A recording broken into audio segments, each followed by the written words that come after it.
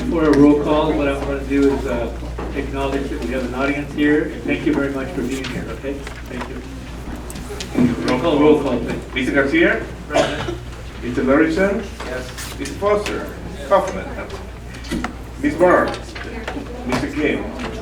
5-0.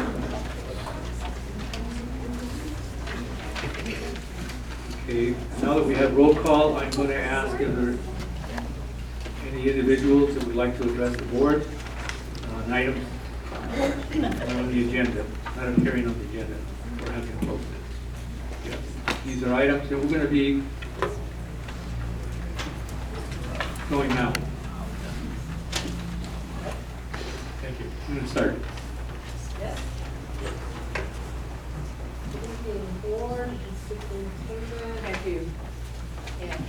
Sorry, it's not loud enough. Mike. Can you hear me now? Yeah, can you hear me now? I don't know. Yeah, try it on. It's on. Okay, all right. Good evening, everyone. I am here as SETC president. My name is Carol Rodriguez, and I'm here to bring up a matter to the board. SETC hereby requests that the board immediately comply with the judgment and writ of mandate issued by the Monterey County Superior Court in CTA versus Governing Board number M919005 that was decided on March 3rd, 2015. We also request answers to the following questions by the next board meeting. Will the district appeal the judgment? When will the district place current teachers on the correct salary steps going forward? And what actions will the district take to implement the court's judgment? As you know, the Superior Court ruled that the district has been violating the California Education Code for at least 10 years by placing some teachers on steps on the salary schedule that do not match those teachers' actual years of experience. The court ordered the district immediately to place all affected current SETC members on the correct steps, to pay the 172 affected current and former SETC members back pay and interest totaling over $3 million, and to make necessary retirement contributions and ensure that STERS gives proper retirement credits to affected current and former teachers. Before the court issued its order, SETC repeatedly, over and over, asked to meet with the administration to discuss settling this case, but the district refused to even sit at a table and talk to us. If the district had fixed this problem way back in 2008 when SETC first requested relief, it could have fully complied with its statutory duties for less than $750,000. Now that the district has dragged the case out for 7 years and it has continued their practices, the back pay costs have risen to over $2 million. Legally mandated interest exceeds $1 million. The district must pay more than $100,000 in unpaid retirement contributions, and the district has not only incurred its own attorney's fees, but under state law it will also have to pay the union's attorney fees at a current cost of over $300,000. We have had to go to court repeatedly over the last year or so, and we even went to a mediation court where nothing was done. We were never allowed to sit and talk. We understand the board may have tentatively decided to appeal the Superior Court's judgment. That's what I've been told. We strongly urge the board not to do so. This litigation has already lasted far too long, and prolonging it will only compound the district's costs by adding new back pay damages, interest at 10% per year. That is set by the court. It's not what we wanted. It is set by the court. The district went this direction, and this is what is left. Retirement contributions and attorney fees. Even if the board decides to appeal, at a minimum, the district should stop its ongoing unlawful conduct immediately by placing SET's current member teachers on the correct steps now to avoid incurring even more damage liability going forward. Failing to place current teachers on the correct steps will cost another $100,000 in back pay damage in the 2014-15 school year alone. And this is almost unbelievable, double that, almost $200,000 in added interest is accruing this year. Now is the ideal time to fix this problem. The district's budget is more than last year and will probably be even more in 2016-17 with LCAP provisions. The district can use a portion of this new funding to comply with its legal obligations and pay the judgment ordered by the court, so we can all finally move on from this issue. SETC requests a meeting with members of the administration and the board to discuss how best to implement the court's judgment. Please let us know when you are available for such a meeting. I also wanted to say, because one of the things that I've heard, and it seems to be kind of one of your kind of bumps or humps or something that it's hard for you guys to kind of get past, is that you are thinking, we've already won twice and we only lost once. I want you to understand what you won. You won twice the issue of whether SETC should have gone through the grievance process or not. You won twice, but the California Supreme Court overturned that decision in 2013. So you won it twice, you went through appeals, but it didn't hold up. The Supreme Court said overturned it. So where are you going to go now with this? To the feds? I mean, I'm not sure, but that's where you'd have to go on that. So that was all about the procedural issue of whether we should have gone through the grievance process. We did not start to really try or get into court on the issue of where teachers are on their steps. We didn't really start that until 2013. It was kind of a long time because we had appealed to the California Supreme Court. California Supreme Court said they would hear it, which what I understand, that's a big deal, just the fact that they say, we will listen to that. We think there's some merit there. We think there's something there. So that was one step. But they said, we're going to hold off. We're not making a decision until we have settled this other case or hear this other case, something to do with UTLA. And I don't pretend to know about that one. So they did not make that decision until 2013, and then that's when we came back to you. But you have not won anything about the real legal issue of whether what was done was illegal and against Ed Code. And the court's finding in March said that it was all against Ed Code. So I urge you to please not appeal. Please sit down and talk to us. Okay, thank you very much. And is this on the same topic? Yes. Okay, thank you. I'm Pamela Connor, and I'm speaking on behalf of SETC as the negotiations chair. The freeze in 2005-2006, I wasn't part of that team, but I remember it pretty clearly. And I know that there's some issues because it was an agreed upon resolution to some financial troubles that we were having. So it's kind of like, well, you agreed to it, and we agreed to it, and everyone agreed to it, but it came out that we were, on both sides, had agreed to something that was against Ed Code, that was unlawful, because not the freeze itself, but the fact that some people were not frozen, and so there was inequity in how people were held that year. And that really became the issue that went to the lawsuit, was we now have people with with the same years of experience and the same level of education who could be in vastly different places on the salary schedule. And that's what breaks statute.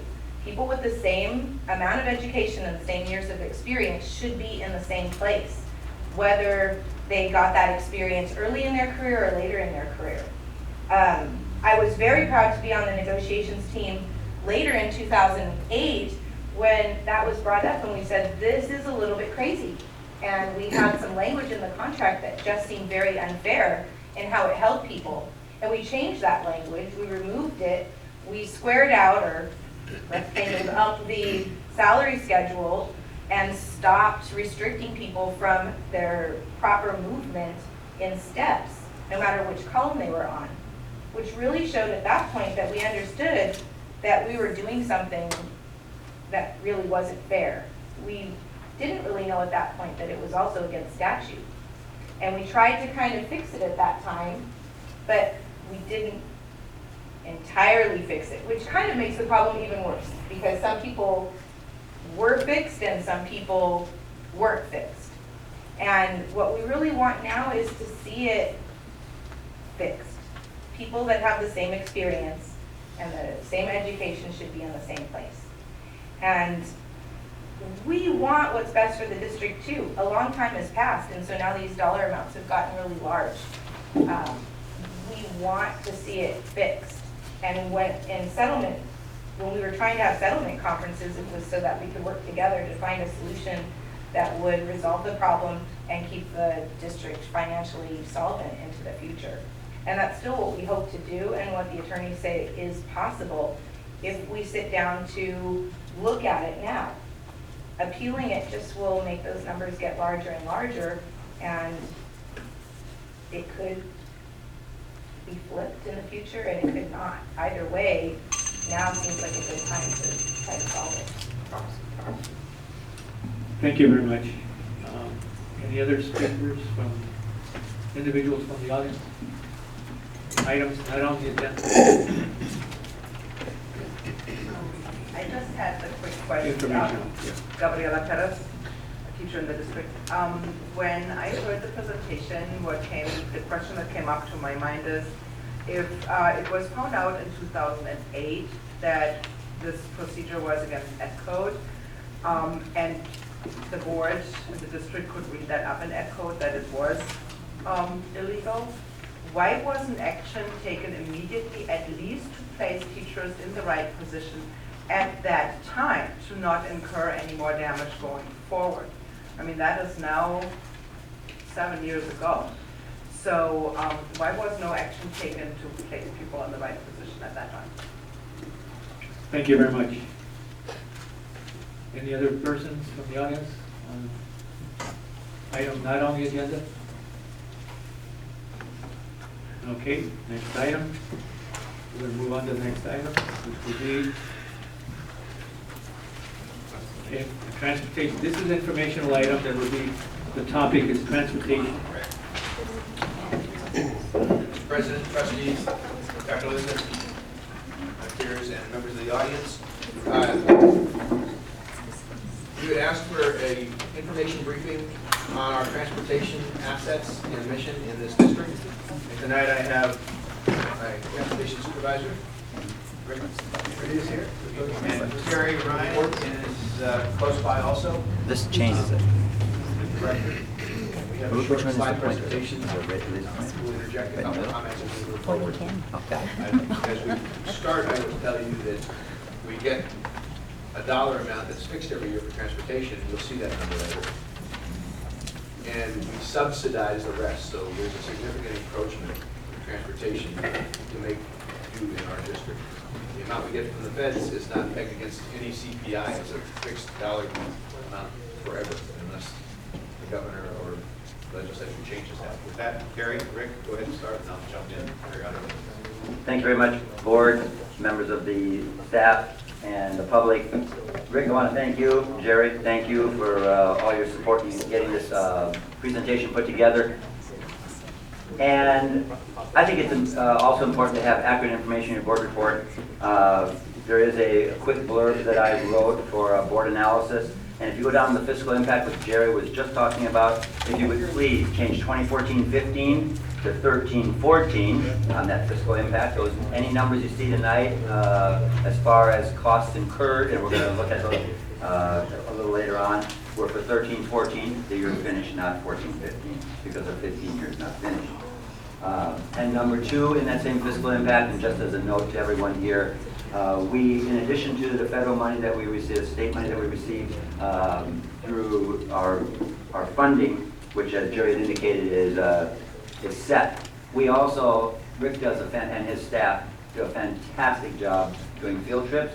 And some of those field trips, we have the opportunity to bill the participants. And when you see numbers today in expenses, please know, I've worked with Lona on this, to confirm this, that those expense numbers already show the benefit of the revenue received through field trips. I don't have that specific number for field trips because it gets spread out through the accounting process, but when we look at these numbers, as far as expenses, these are real hard numbers. All right, with that, here we go. I think the most important part of any organization is its people. And I believe we hear that on a regular basis when we're standing at this podium. And in this department that operates out of, and we'll look at that in just a minute, out of 39 Clark Street, not a whole lot of people know, I think not a whole lot of people know what goes what goes on behind the scenes to ensure that between 900 and 1,100 kids get delivered to their schools every day with some outstanding drivers. We don't have a bad one in the house. And the proof of that is that there's more money elsewhere. We're the lowest compensated district on our driver side in the county. And we lose new drivers, but we don't lose our experienced drivers because Rick runs a fantastic shop down there. If all my responsibilities were working with people just like Rick as a director, I'd have an easy life. Rick takes care of all my problems. So there's 26 professional drivers. Rick drives. They're so good and they're so welcoming. You won't find many organizations that say yes to Boston Drive because of various contract arrangements and whatnot. But Rick drives, and we have, we'll see later, we have 2 driver trainers in our organization. Most trainers don't have any. You'll see that there's cars parked down there from other districts at night where Rick and Lori are doing the training for other districts. So we're a well-rounded, well-respected, and working behind the scenes group of people out there. Where we work in Park? Yep, it's a pretty tight operation. We own 39 Clark Street as a district. We used to, when I came here in 2002, we weren't parking there. We used to try to park the buses there in that area with everything else that goes on. And they beg, the drivers beg, please, Terry, find us someplace else. The economy took a downturn, and the property owner here came to us with the most unbelievable deal that I've ever seen in real estate, and I've done a few in my day. We're getting that space for a nickel a foot. You can't rent parking lots for a nickel a foot anyplace. And nobody needs to talk to the owner today and say, hey, how come it's still a nickel a foot? It is because I think he likes us. We're taking good care of it. We've got some work to do there, but it's well lit. There's no vandalism, and Rick has put up fences. So that's our full operation. Rick's office is tucked back here in this building with all the drivers. We run our food service department, just so you know what else is going on in this whole operation. Our food service department, we got coolers down here for the food service department. The maintenance operation runs out of this office. I don't know why they have so much space, probably because they've got 750,000 square feet they got to take care of. And we have a maintenance shop that has a lot of our equipment, tools, and storage in it, and a little bit of operation storage for all of our custodians. So what we try to do is park all of our vehicles, maintenance vehicles, in this area. At night, we swap our maintenance vehicles with our personal vehicles. Day and night, Rick does a bunch of buses over here and gets them parked in here. So that's the story on the property. And there'll be more about this leased property a little bit later on relative to its cost. Rick, what's this? That's a reflection of the vehicles. Those are the Type 1 vehicles. So those are our home school, regular ed buses. The picture is deceiving. The fleet looks great there, but it is a fleet that is very aged. From 24 down, from 24, you see the bodies on the windshields on those buses. The larger windshields are your 1999s. And at the very tail end there, you'll see a smaller windshield, the bus body a little bit higher in the front. Those are all our 80 to 90 year models. So those are all the fleet on that side that should have been replaced 10 years ago. They're past their life expectancy. But the fleet looks great. It's a reflection of the drivers, them maintain their vehicles. Also our Class B drivers that are taking care of the preventive maintenance. Off-site personnel that comes in. Like right now, when I'm at the office, our off-site personnel is our contractor services are at the yard doing some minor maintenance and major maintenance on the vehicles in the evenings. So we don't run a maintenance shop like you'll see at the high school in most bus yards. They'll have a pretty fancy shop. All the maintenance gets done on the ground here. You guys get on, And in the rain. and the cold. And what's the little rig you ride underneath the bus on? Creepers? Creepers. Most places have lifts. We have creepers. Some other unique characteristics about this particular fleet. We tried a number of years ago, it was even before my arrival, being a little bit leading edge, and went with compressed natural gas. 2 of those buses are fueled with compressed natural gas. We'll talk about where we get our fuel in a minute. They've been a real challenge. The other challenge that we face on a regular basis is air quality. California Air Resources Control Board, they don't like the particulate matter that we're spewing out of these things on the diesels. All the rest of them are diesels. And we're working some programs, and we'll talk about those in a little bit. But it's gotten very expensive to deal with the particulate matter. We put traps on these buses, and then we have to bake the traps. Every 6 months. Every 6 months we bake the traps. So we're really stretching the envelope. Oh, Rick, what's this? These are all our special needs vehicles that we use from 41 down. These also are getting to the point to where we need to be replaced. But like I said, the fleet looks great. The drivers, everyone does a really good job on polishing them up. They have them ready to go. They're all in compliance. They all pass all their safety ratings, so everything's in compliance. It's just the fact that we're investing so much money into maintaining these old vehicles. But those are all our special needs buses. And we'll see some of those maintenance costs, and I'll explain my mistake on the maintenance costs. I just grew a whole bunch of buses. So one of our challenges when we don't have enough drivers and we're taking back special needs programs and transportation for those programs because it's more cost effective to do it on our side of the house is we can't get enough drivers certified to run the yellow buses. And by the way, this picture was taken the same day as the small buses in the previous slide. So we've got buses parked every place else, including those nice, neat lines. So we're renting 4 vans. 3 of these are, the title says 3 of the 4 rental vans and Lua Type 2 buses in order to manage our transportation commitments while not having fully licensed school bus drivers. So we're allowed and required to not put those drivers in a school bus and allowed to do it through a van. No, just the vans, 2 vans, we're not transporting more than 4 students per each van. So just 4 students, there are 7 passenger vans, 7 passenger vans, but we're doing transporting 4 per van, which I was able to separate, make 2 routes.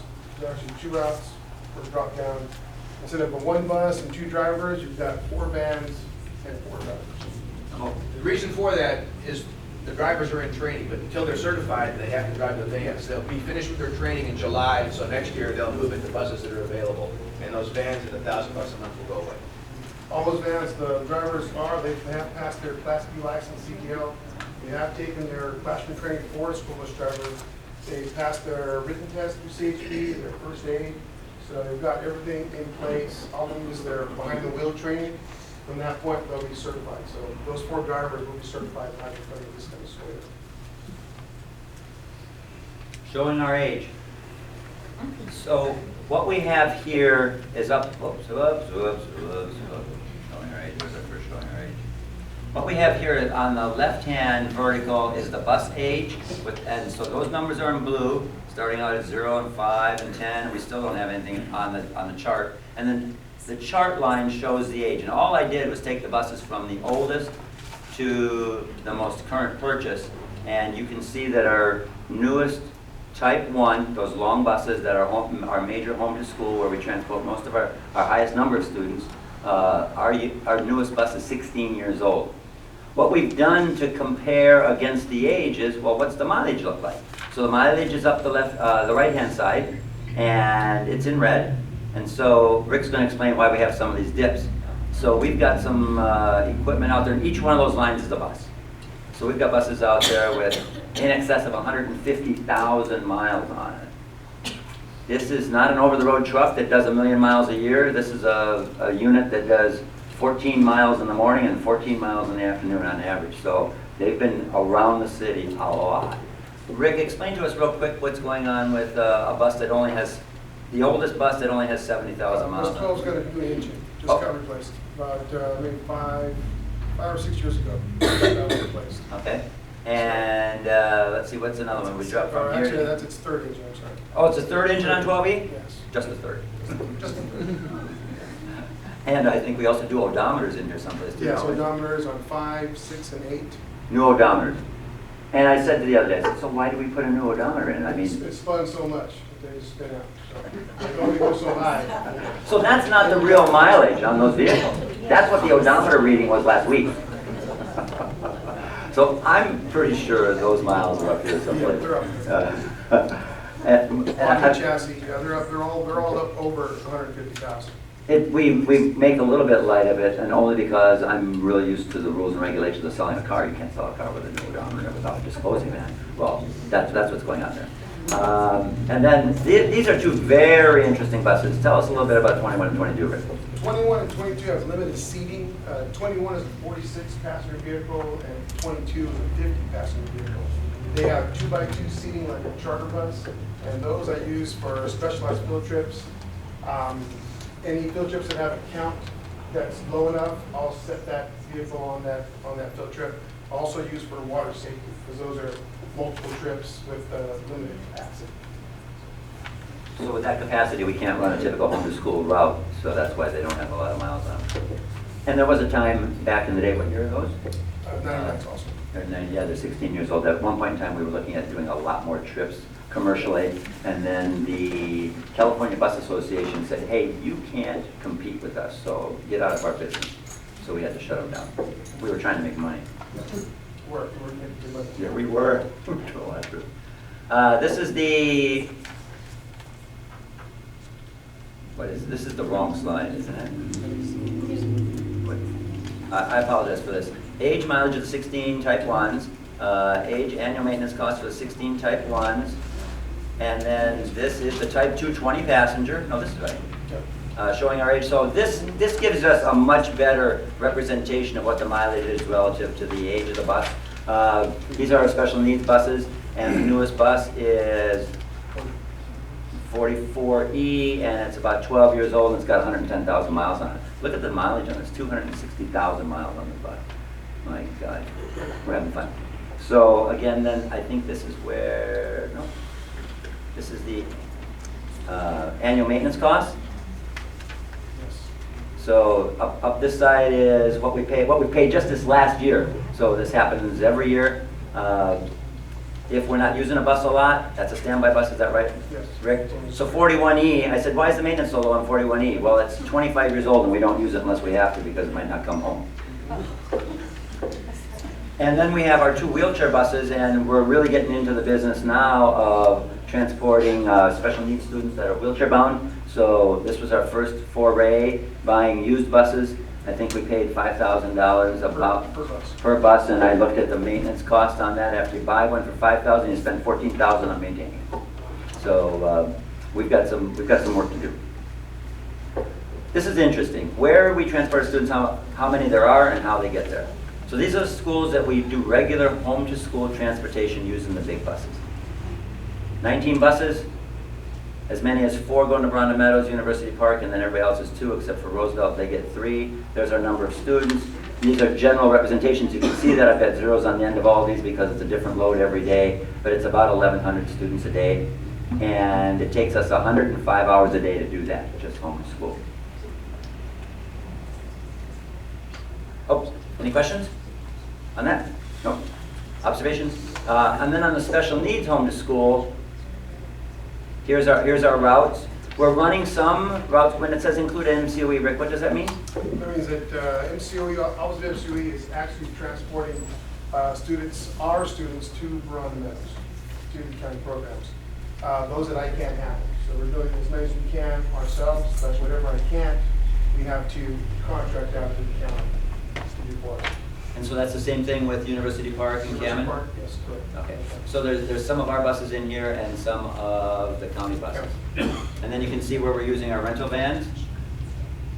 And where are the other 2 vans being? Oh, there's 2 there. There's all 4. That's 4 vans there. So on this side of the house, we're transporting 181 at 108 hours. So let's just switch back there real quick. Here we're doing 105 and 1,000. You can see that our special needs program, and this is not a knock on the program at all, it's what we do. It's, everybody's included. The resource requirement for transportation is one of the many significant elements we have in that program. Can't run the buses without fueling and repairing them, so we buy our, thank you Jerry for coming over from the Salinas High School and telling us that we get a really good deal at the Salinas High School for buying our fuel. We buy our diesel and we buy our regular gas also at Salinas Union High School. We save about 10 to 15 cents a gallon over there, maybe a little bit more, maybe 10 to 15%. And then we buy our CNG, compressed natural gas. We have to go to PG&E, and we get a bill here in the district office for our natural gas when we fuel those vehicles. Maintenance, we have a very qualified driver staff. They do all of the 45-day inspections, and you can see in the next slide, they do the 45-day inspections and the annual pull the wheels and visual brake inspection. We're very fortunate to have drivers that are so committed to getting these jobs accomplished and make sure we keep these buses running and we don't take any hits.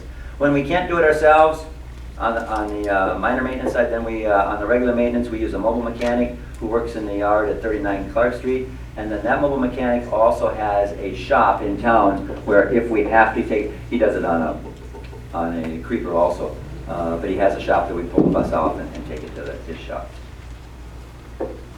Safety inspections, probably the most important part of what we do is making sure we don't have an accident out there because of something that mechanically failed. So again, I want to reiterate that our drivers do the 45-day, 3,000-mile inspection and the annual pull wheels. Then the CHP comes in every year, Christmas time, Roughly, yes, around the holiday period, and they go over everything down there. That's actually a uniformed CHP officer that comes in. They audit the driver records, they check the vehicle maintenance records, everything has to be in order. Review the driver drug screen records and detailed mechanical inspection, and then they get on creepers and they roll under the buses.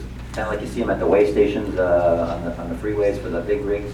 They do a mechanical on all of our buses, and the results of this annual is that our transportation department is in compliance every year. These guys will find something that's wrong. We get out and get it fixed so that when they're done, when they leave the yard, if we can get it fixed in a day, they'll come back and inspect. Is it a day? They'll come back and inspect. It's a 3-day period. 3 days, so they give us 3 days if they find something wrong. Student safety and discipline, this is where the board gets involved, the administrators are involved, telephone calls start flying, teachers are involved, principals are involved. And the reason that it's so important is if there's a distraction on the bus, everybody can potentially be affected. So we run a pretty tight ship out there on the buses relative to discipline. It's enforced and coordinated with the driver, the supervisor Rick, the school principal, and the parents. So I asked Rick, and I'll let him embellish this a little bit, but I asked him, I said, so how many do we have on 5th citations? Go to the worst case first, right? And he goes, we don't have anybody that's been kicked off the bus for a whole year. He said, what did he say? Rick, what did he say? Well, that normally on the first citation, a parent may call, and those are the ones that I really like to work with from the very first start. But a lot of times it takes the second suspension or the third. After the third citation, when you look at 30 days, all of a sudden, now I got their attention. So it all depends on the parents, and if they're willing to work with us and work with their student, meet with me at the school site. I'll even go out to the school bus stop and speak with them there. Once we get on the same page with the child or student in the office with us, with the principal, the parent, myself, the driver or drivers, once the child knows that we're all talking together, things start to tend to go a little bit better from that point forward. So I'll take the suspension, I'll hold it aside for the time being to see how the child does on the bus. If everything goes well, then that's where it stays. But the parents that want to stay in contact with me will keep their child on the bus, as long as they're willing to work with us. But like I tell the parents, that we have a bigger responsibility, not only for your own child, but the rest of those students that are on that bus also. A lot of times they're just one directed that they need their child to get to school, which I understand. But we have a bigger responsibility to the other families of the children that we're transporting. Once they see it in that context, then they tend to work with us a little bit better or help us out. And speaking of seeing it, kind of a segue to the next bullet item. So there's a video camera on every bus. Big bus and small bus? Yes. And if a parent wants to challenge the veracity of the report coming out on citation, then Rick shares video with the parent? And Normally I can pull down pictures and just take still photos, and that usually takes care of the situation. and one of the nice safety features of that is that that camera runs 10 minutes after the bus is turned off. So it's the way we do it now. We didn't used to do it that way, but that's how it happens now. Challenges and issues. Fleet replacement. We've got some good news working. Rick is working on some grants. So there's a sigh of relief in some arenas at the district because a bus costs, a type 1 costs how much? Roughly, bone stock, about 140. $140,000, $150,000. The California Air Resources Board has provided some grant money, and Rick is expecting, he's filed the grant? The contracts are due to come out very soon. Okay. It's 2 to 3 new buses by December 30th of this year, and 2 to 3 new buses by next year. But that, we won't have a parking problem with those because they require us to take off one of those smoky particulate matter overladen old buses off the road as they provide us a new bus. And the grant is, we pay $15,000, Per bus. so we pay 10%, and the grant pays 90%. So Excellent. that's a really good deal. 2016 standards, safety standards, seat belts, 3 seat belts per seat. Very nice. 80 kids on a bus, and they're all seat belted in. The news isn't so good right now on the Type 2. They run between 14 and 24 passengers. Is that right, Rick, or is that even less than 14? When you run No. 14? 16, 24. Okay, 16 to 24 passengers, including our wheelchair buses. We need to budget. We're currently not there yet, but we need to put into our budget that we have a 5-year plan to replace 3 each a year. What do they cost? 78. Call it $80,000. And for that, and I think Jerry may be able to speak to this a little bit on the next bullet, when we buy new buses, we can't take back any more special education students from the county contracted work because we don't have the equipment. If we buy the equipment, then we're able to take that contract work back, and that contract work is pretty pricey. They're charging us about $13 a mile right now for a wheelchair student, 4 for ambulatory student. Okay, so we'll do the math and put together a budget to replace our type 2 buses because that fleet, as we saw, was very old. Challenges and issues on the people and places. Driver recruitment. Rick and Lori do a fantastic job, and Pat Willingham have done a fantastic job on driver recruitment. Right now, the effects of the challenges we face shows us leasing vans for student transportation due to lack of drivers. Compensation, we recommend that we do a little bit of a compensation evaluation and get to negotiations with this, seeing as SCESD is the lowest by relative size in Monterey County. And what happens then, we're also really low by comparison to rubbish truck drivers. And I don't know why bus drivers get paid less than rubbish truck drivers, but they do. And then the driver training washouts, we don't have too many of those. They get screened out pretty good when they're coming in for training.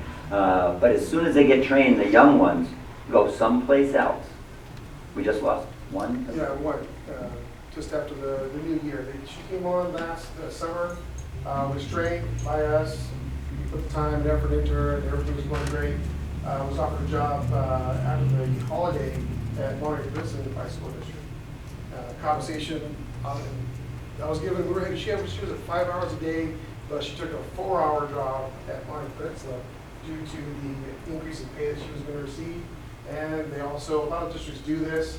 They might sign you for 4 years on an assigned time, but they give you the option of 2 more hours if you want to on a daily basis, which is miscellaneous time, but everybody elects to do those 2 hours. So she ends up getting 6 hours a day. With the 4 hours, she was getting single benefits also. So they offered her a pretty good deal. So I couldn't really blame her. Couldn't nail her foot down. And I had just heard this week that there's a possibility that there's one more very senior driver considering, except a family relationship in our organization, is considering going someplace else for more money. So we have to be cognizant of that. And then I've talked about the positive benefits before. We have 2 certified driver trainers on staff, and it's very unique, very unusual in the school bus driving world. Large districts typically have 1, and we're not a large district. And we have 5 drivers right now in a 6-month training program. We already talked about that. Bus yard paving replacement, we've had a contractor look at it. It's in our lease that we have to return that to the owner when we do give up the lease in the condition it was received. He was running real light, empty semi-trailers in there. He wasn't running anything loaded. Buses are very, very heavy. We've absolutely tore it up. It needs to be repaved to the tune of about between $35,000 and $40,000. But we might as well repave it now rather than repave it when we turn it back over if we ever would find any other property. We're not going to find other property for this, for the value that we're getting there. So I'm here to say let's get it replaced. And here's the fiscal impact. Oh, and these numbers didn't get changed. Oh, darn it.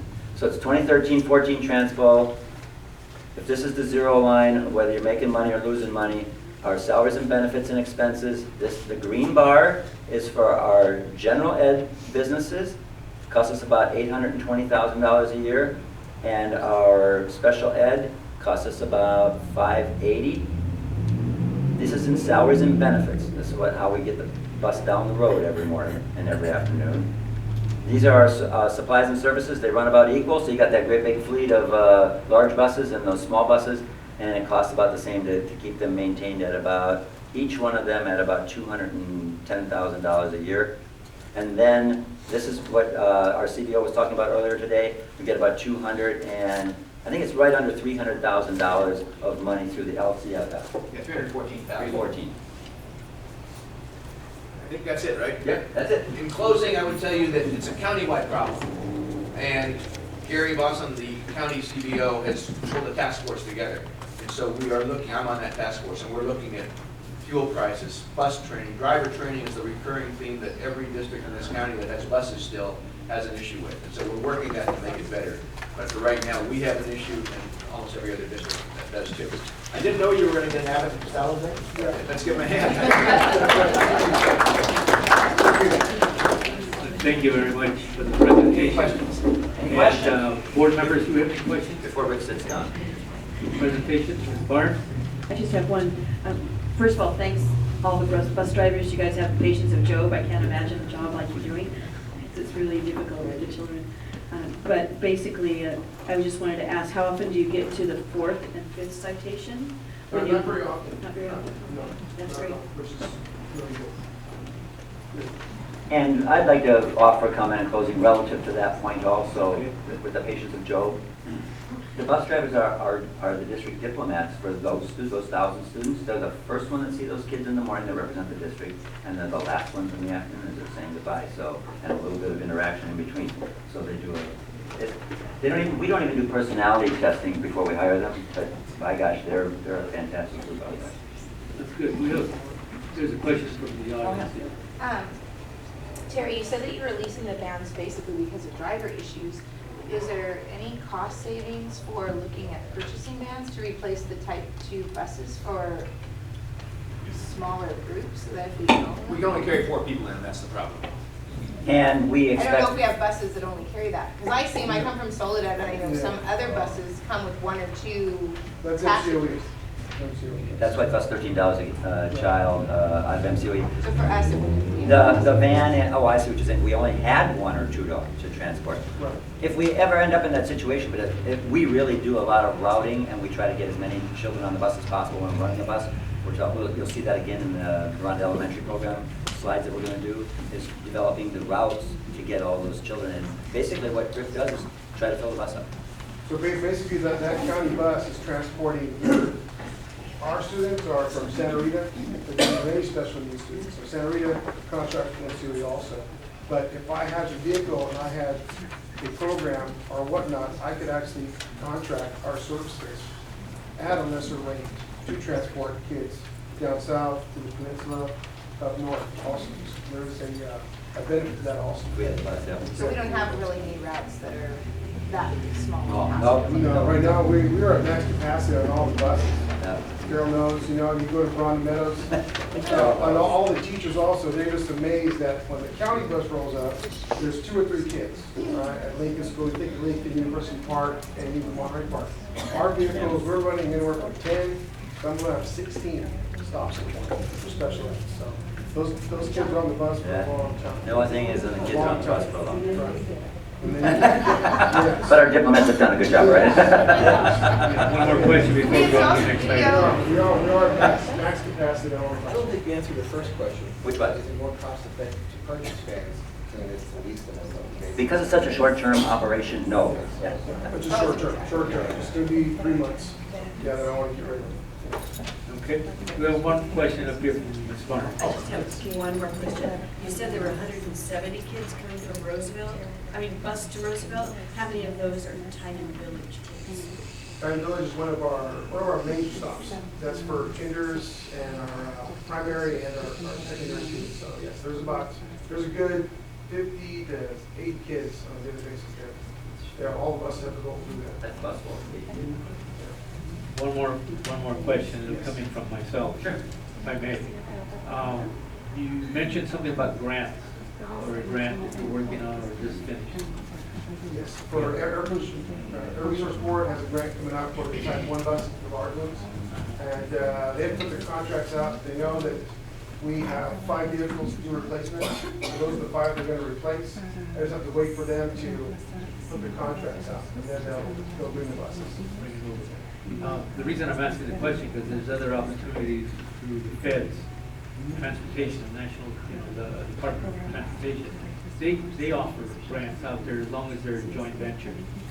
Between different districts or different city and districts, special districts in that. And just my suggestion is to pursue looking at that, see if there's an opportunity for funding.